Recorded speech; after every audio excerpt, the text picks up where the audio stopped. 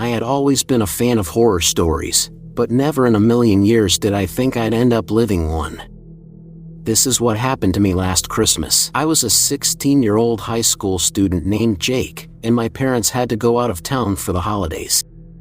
They were visiting my aunt and uncle in another state, and since it was a last-minute trip, they decided to leave me alone at home. My parents had never left me alone for this long before, so at first, I was excited.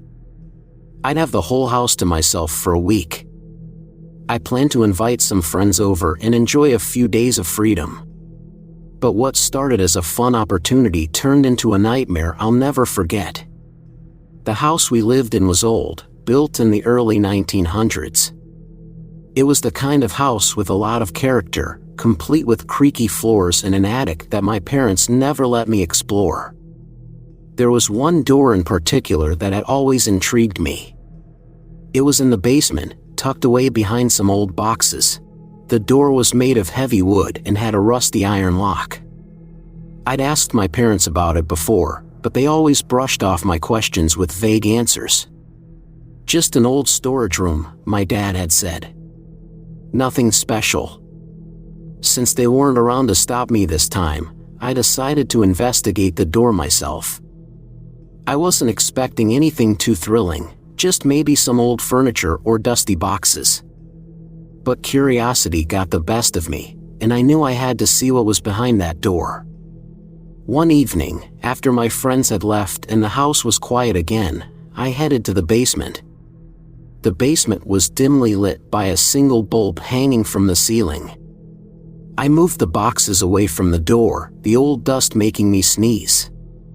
The lock was rusty and difficult to open, but after some effort, I managed to turn it.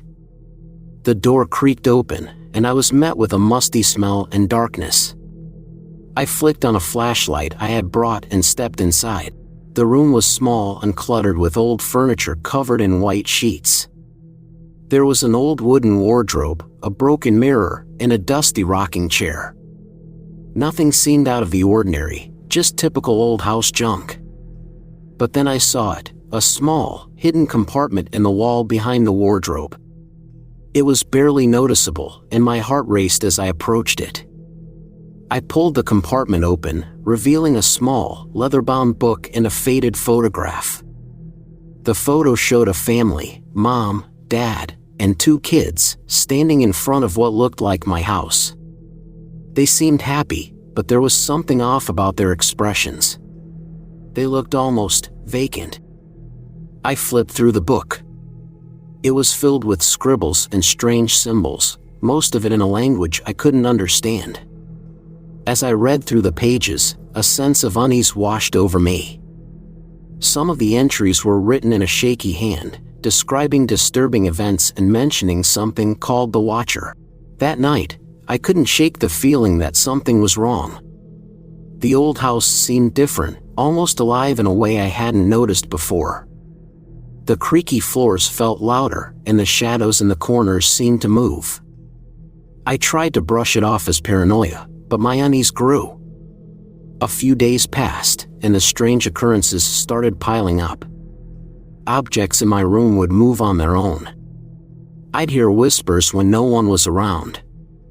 Once, I even saw a shadowy figure in the corner of my eye, but when I turned to look, nothing was there. I decided to ignore it and focus on getting through the week. I assumed it was just my imagination running wild because of the old book I had found. But then things took a darker turn. One night, I was jolted awake by a loud bang downstairs. My heart pounded in my chest as I grabbed a baseball bat from my closet and crept out of my room. The house was eerily silent, except for the occasional creak of the old wooden floors. I made my way to the basement, where the noise had come from. The basement door was slightly ajar, and I could see the dim light from the bulb flickering. I took a deep breath and descended the stairs. The basement was just as I had left it, but the door to the mysterious room was open. I hadn't left it open, and it was clear that someone, or something, had been in there. My flashlight revealed nothing out of the ordinary, but the sense of dread was palpable. I went back upstairs, my mind racing. I couldn't shake the feeling that I wasn't alone in the house. Every little noise made me jump, and I found myself checking locks and windows obsessively. The following night, things got even stranger. I was trying to sleep when I heard the distinct sound of footsteps in the attic. The attic was another area of the house that was always off limits. I had never been up there and had no intention of going, but the noises were too loud to ignore. Gathering my courage, I climbed up to the attic. The pull-down ladder creaked as I descended into the darkness. I used my flashlight to search the attic, which was filled with old trunks, broken furniture, and dusty cobwebs. The noise had stopped, and the attic seemed empty, but I felt a chill run down my spine. As I was about to leave, I noticed something odd, an old chest in the corner. It was dusty and covered with a sheet, but it looked out of place. I hesitated but decided to open it. Inside was a collection of old toys and clothes, but what caught my eye was a small, intricately carved wooden box. I opened the box, and inside was a small, ornate key and a note. The note was written in the same shaky handwriting as the book I had found. It read, "The Watcher waits. Keep the door locked, or you will not escape." That night, I was on edge. Every little noise felt amplified, and my sense of dread was overwhelming. I knew something was terribly wrong, and I needed to get out of the house. But my phone had mysteriously lost signal, and my parents wouldn't be back for a few more days. I decided to take the key I had found and try it on the locked door in the basement. If it worked, maybe it would reveal some answers. With shaking hands, I went to the basement. I took the key and unlocked the door, bracing myself for whatever I might find. The door creaked open, and I stepped inside. The room was dark, but I could see something in the far corner, a large, dusty mirror covered with a sheet. I pulled the sheet away, revealing the mirror. But what I saw in the reflection made me gasp. Behind me, in the room, was a shadowy figure, a dark, formless shape that seemed to be watching me. I spun around, but there was nothing there. The mirror seemed to show something that wasn't present in the room, and it felt like a portal to another world. As I stared at the figure in the mirror, I realized it was slowly moving closer to me. Though it wasn't physically present, it was as if it was drawing closer through the reflection. Panic set in, and I tried to run, but the house seemed to conspire against me. Doors slammed shut, and the lights flickered uncontrollably. In a frenzy, I grabbed the old book and ran upstairs. I wasn't sure what to do, but I needed to find a way to escape. I tried every window and door, but they were all locked or jammed. The house felt like it was alive, closing in on me. Finally, I made my way to the front door. It was locked, but I had the key from the box. I fumbled with the lock, my hands trembling.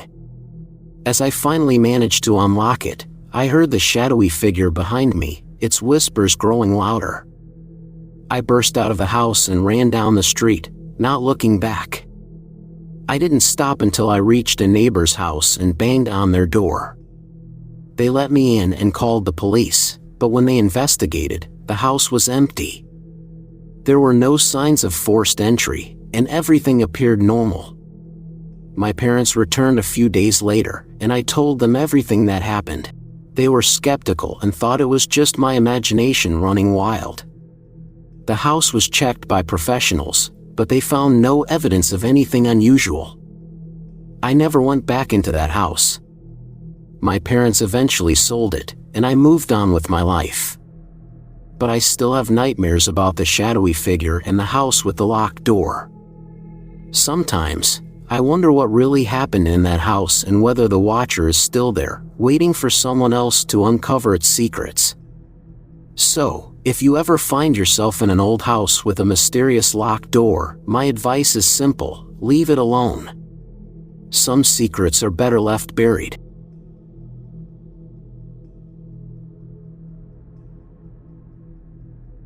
I stayed at this haunted hotel in the middle of nowhere last weekend, and it was the creepiest experience ever. I'd been looking forward to a relaxing getaway, but what I got was straight out of a horror movie. I found this charming old hotel online, and it looked perfect, picturesque, surrounded by trees, and super cozy. When I arrived, it was just as beautiful as the photos. The owner, Mr. Blackwell, showed me to my room and seemed nice enough, though he didn't say much about the hotel's history. That night, I couldn't get any sleep.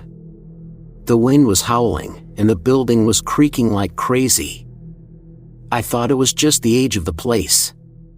But around midnight, I heard loud banging noises from the floor above. I figured it was just the old pipes, so I tried to ignore it and went back to sleep. The next morning, I mentioned the noise to Mr. Blackwell, but he brushed it off with a smile, saying it was probably nothing to worry about. He didn't seem concerned at all. The second night was even worse. The banging was louder, and I could hear what sounded like whispers and footsteps from above. I couldn't take it anymore, so I decided to check it out. I quietly went up to the third floor, where the noises seemed to be coming from. The hallway was dark and empty, and there was this old door at the end of the hall, slightly open. I pushed it open and found an abandoned room that hadn't been touched in years. There was an old mirror on the wall, and the whispers seemed to come from it. I was freaked out. Just then, the door slammed shut behind me. I was trapped. The whispers got louder, and shadows started moving in the mirror. I tried to open the door, but it was stuck. After what felt like forever, I finally managed to get it open and bolted back to my room, locking the door behind me. I barely slept that night, my heart racing the entire time. The next morning, I told Mr. Blackwell what happened. He looked really worried and finally admitted that the hotel has a dark past. Apparently, many years ago, a family stayed there, and one night the parents disappeared without a trace, leaving their child behind. The child was never found, and now people say their ghosts haunt the place. I was terrified and didn't want to stay another night. I packed up as quickly as I could and checked out.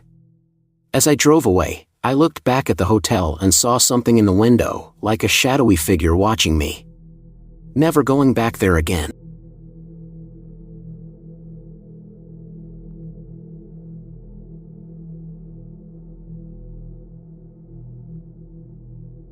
Anna had been looking forward to a quiet weekend away from the city. Her work had been stressful lately, and she needed a break.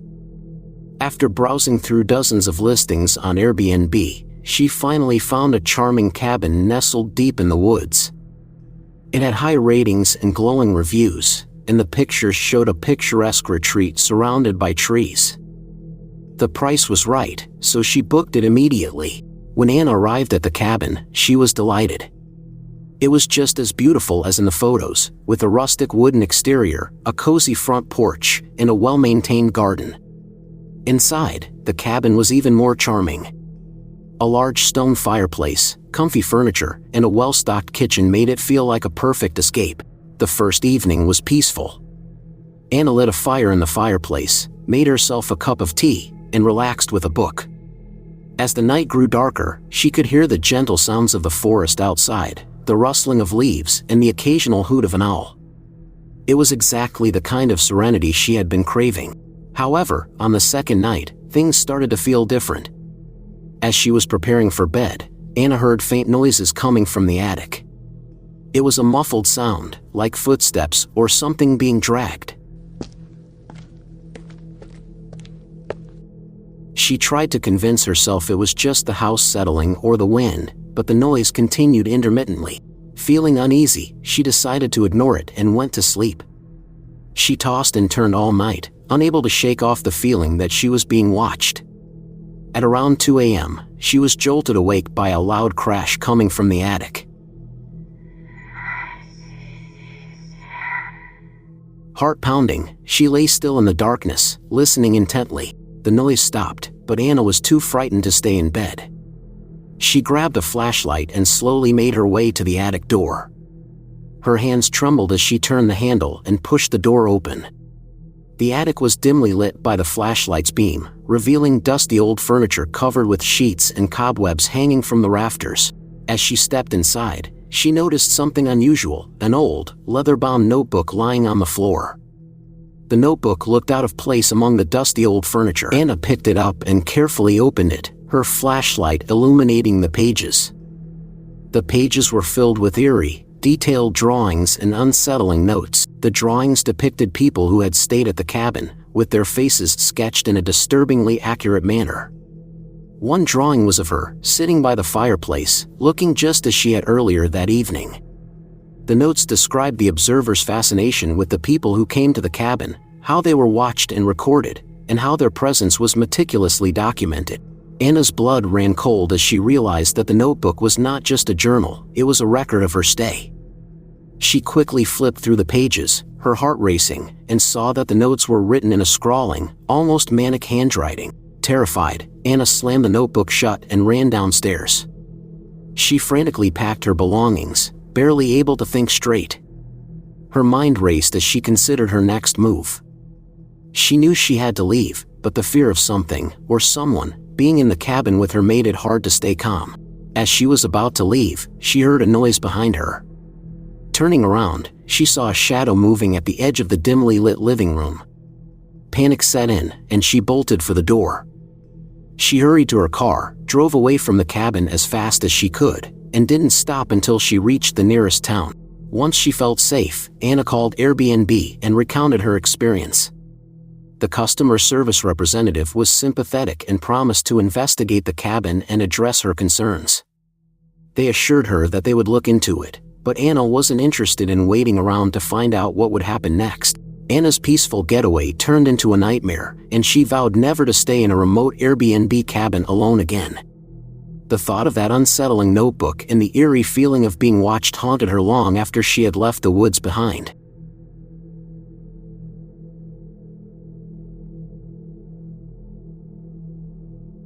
Last summer, my friend Sam and I decided we needed a break from our busy lives. We wanted to escape to the deep woods for a camping trip. After some searching, we found a spot on a map that seemed perfect. It was a remote area, surrounded by dense forest, far from any city lights. We were excited about the idea of being completely alone in nature. We packed our camping gear, tents, sleeping bags, food, and a small stove, and drove to the spot. The drive took longer than we expected, with narrow, winding roads leading deeper into the woods. By the time we arrived, it was late afternoon. We set up our tent in a clearing, surrounded by towering trees.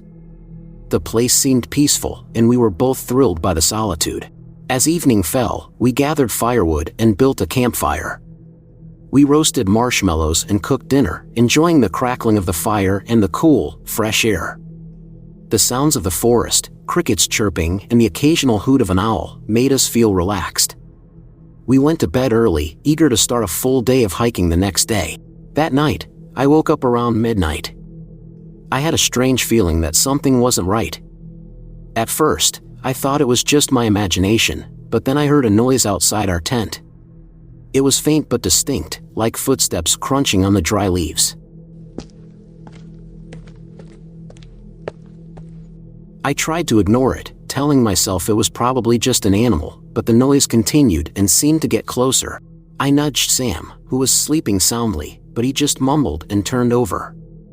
My heart was pounding as I unzipped the tent just a crack and peeked outside with my flashlight. The beam of light cut through the darkness, but I couldn't see anything unusual. The forest was still and quiet. I tried to calm myself down and went back to sleep, though I didn't rest well. The next morning, I told Sam about the noises. He wasn't too worried and suggested it might have been a deer or another animal.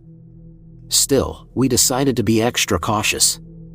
We spent the day hiking through the woods, exploring new trails and enjoying the scenery. During our hike, we stumbled upon an old, abandoned cabin. It looked like it had been empty for years. The door was hanging off its hinges, and the windows were broken. We took some photos and speculated about who might have lived there. It added a creepy but interesting element to our adventure. As the sun began to set, we returned to our campsite, feeling a bit uneasy but trying to push it aside.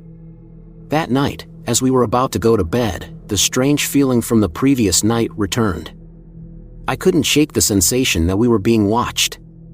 The forest seemed quieter than usual, and the shadows between the trees looked darker and more ominous. Around midnight, I heard the footsteps again. This time, they were louder and more deliberate. I listened carefully, and it sounded like someone was walking around our campsite. I was too frightened to check outside again, so I shook Sam awake. He got up, looked around, and saw nothing. He reassured me that it was probably just the wind or another animal, but I wasn't convinced. We both tried to sleep, but I kept hearing the footsteps moving around the tent. Every time I thought they had stopped, they would start again. When morning finally came, I was exhausted and on edge. We packed up our things quickly, eager to leave the campsite. As we were packing, we noticed something unsettling: large footprints around our campsite that weren't ours. They were too big and too deep to belong to any animal we knew of. The footprints led toward the forest, but they didn't come back. It was like someone had been circling our tent and then disappeared into the woods. Sam and I hurried to finish packing. As we walked out of the woods toward our car, we both felt like we were being followed. We kept hearing twigs snapping behind us and seeing shadows moving between the trees. The forest seemed unnervingly quiet, as if holding its breath. When we finally reached the car, we drove away as quickly as we could. We both glanced back several times, but the trees were too dense to see anything clearly. Just as we were leaving, I saw a dark figure standing at the edge of the forest. It was tall and shadowy, blending into the darkness. We couldn't make out any details, but the sight made my skin crawl. We didn't stop until we were far from the woods. The experience left us both shaken. We never found out who or what was watching us that night, but the feeling of being hunted stayed with us for a long time. We avoided deep woods camping after that and always made sure to stay closer to civilization.